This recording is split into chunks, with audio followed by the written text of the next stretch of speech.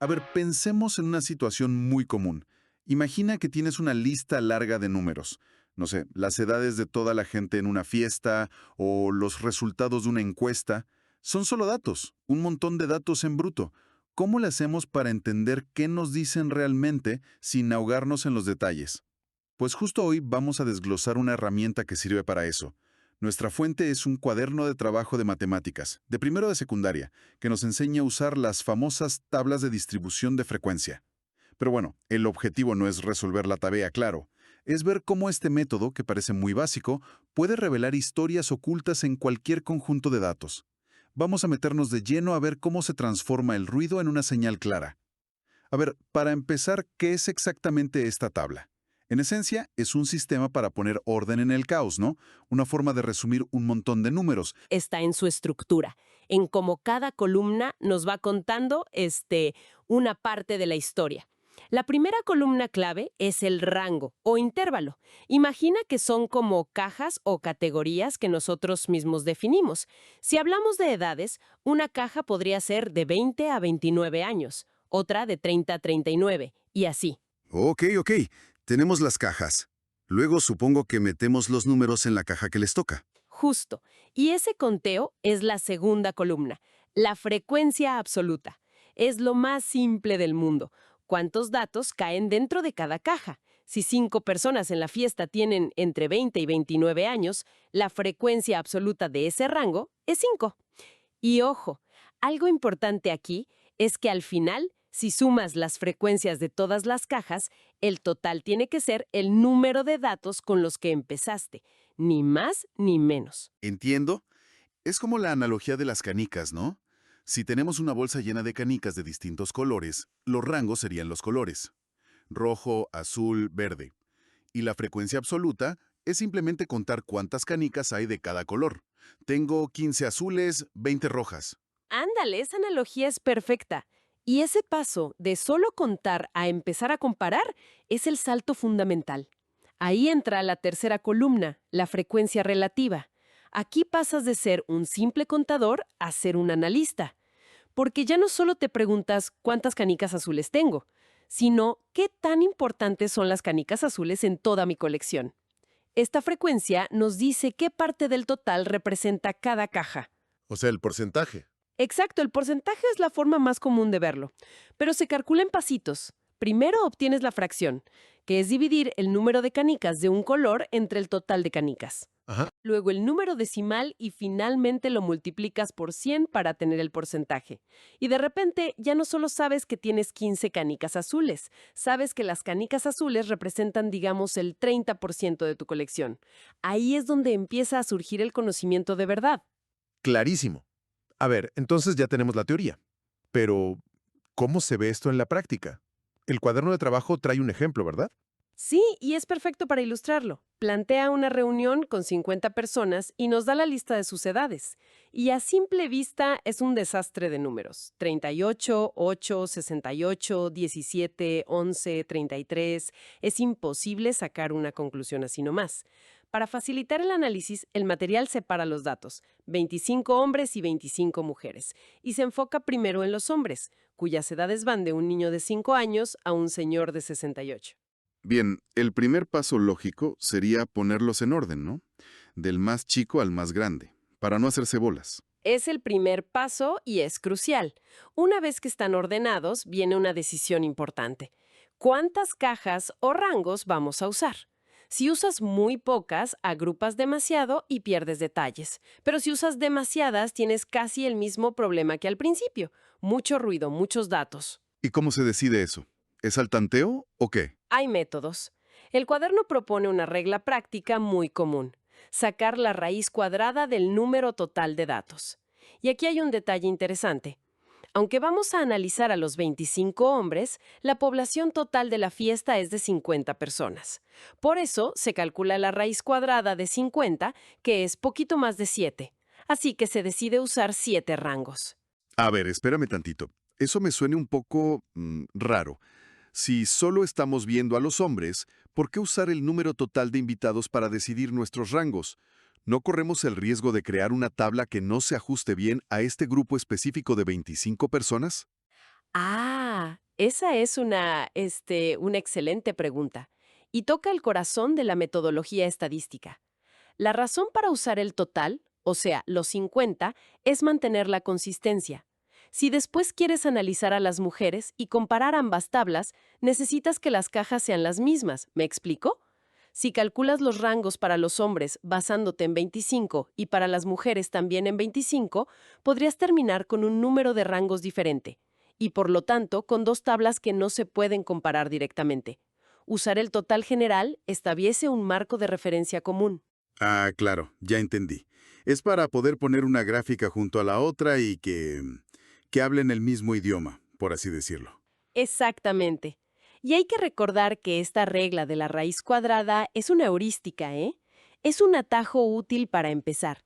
En estadística más avanzada se usan otras fórmulas, como la regla de Sturges, que consideran no solo cuántos datos tienes, sino cómo están distribuidos. Pero el principio es el mismo: encontrar ese balance entre ver el panorama general y no perder los detalles importantes. Ok, entonces definimos 7 rangos para las edades de los hombres. El cuaderno propone intervalos de 10 años, de 0 a 9, de 10 a 19 y así hasta 60 a 69. Se hace el conteo y, vaya, al ver la tabla completa el resultado es increíble.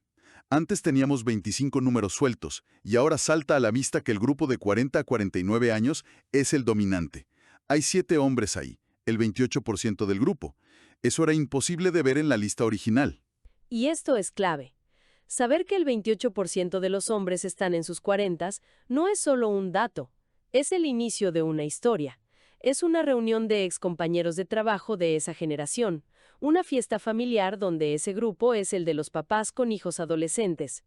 La tabla no te da la respuesta, pero te dice exactamente dónde empezar a hacer las preguntas importantes. Transforma el ruido en una señal. Es verdad, te da una pista enorme. Pasas de no saber nada a tener una hipótesis. Me recuerda una vez que analizamos datos de ventas en una empresa.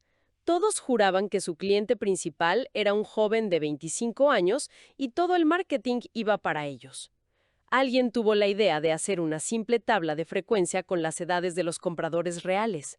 Y para sorpresa de todos, el pico, la frecuencia más alta, estaba en el grupo de 60 a 65 años. Resulta que los abuelos eran los que más compraban el producto para sus nietos. Una simple tabla derrumbó un mito que costaba millones y cambió por completo la estrategia. ¡Qué buena historia! Es exactamente el mismo principio. Ok, el ejemplo de los hombres queda claro, pero esto es solo la mitad del asunto. La fuente es un cuaderno de actividades, así que el punto es poner esto en práctica, ¿no es así? Así es. Y los ejercicios que propone son muy interesantes porque nos obligan a pensar. El primero es obvio. Ahora haz tú la tabla para las 25 mujeres. Y la pregunta que surge es, ¿qué esperamos encontrar? ¿Una distribución parecida a la de los hombres, con un pico en los 40? O quizá algo totalmente distinto. A lo mejor en las mujeres vemos 2 picos, un grupo grande de 20 y tantos y otro de 50 y tantos. ¿Cómo se llamaría eso? Eso se conoce como una distribución bimodal, porque tiene 2 modas o picos, y contaría una historia muy diferente de la fiesta. Quizás es la boda de una pareja joven, y están sus amigos, que son el pico de los 20. Ajá, claro. Luego el cuaderno nos saca de las edades y nos lleva a otro escenario. El gasto en el cine. Tenemos los datos de 20 personas con gastos que van de 50 a 120 pesos. Y aquí la aplicación es más comercial, ¿no? Si fueras el gerente del cine y vieras que la mayoría de la gente gasta entre 70 y 89 pesos, ¿qué podrías hacer con esa información? Tal vez te das cuenta de que tu combo más popular cuesta 85 pesos y podrías diseñar una nueva promoción. O al revés, si ves que casi nadie gasta más de 100 pesos, a lo mejor tu combo premium de 120 es demasiado caro y no está funcionando. Te permite tomar decisiones basadas en evidencia, no en intuición. Y el último ejercicio es sobre las calificaciones de 40 alumnos. Me parece el más directo. La maestra quiere ver cómo le fue al grupo en general. Pero incluso ahí hay matices. No es solo para ver si el promedio general fue de 7 o de 8. Una tabla de frecuencia le podría mostrar a la maestra algo mucho más profundo. Por ejemplo, podría descubrir que no hay casi nadie en medio, en los 7, que tiene un grupo grande con 9 y 10 y otro grupo igualmente grande con 5 y 6. Una clase polarizada. Exacto. Y esa es una información valiosísima. Significa que tiene dos poblaciones distintas en su salón con necesidades muy diferentes. Su estrategia de enseñanza no puede ser única. Tiene que pensar en cómo retar a los avanzados y cómo apoyar a los que se están quedando atrás. Eso es algo que un simple promedio jamás le diría. El promedio de ese grupo podría ser 7.5, una mentira que esconde la realidad de los dos extremos. Es increíble cómo una herramienta que se enseña en primero de secundaria, si se sabe interpretar, sirve para todo. Para sociología, para negocios, para pedagogía. Porque al final del día se trata de una habilidad fundamental para navegar el mundo moderno, que está llenísimo de datos. Entender cómo se agrupa la información es el primer paso para pensar críticamente sobre ella. En resumen, lo que hemos explorado hoy es cómo estas tablas convierten el caos de una lista de números en una estructura con significado.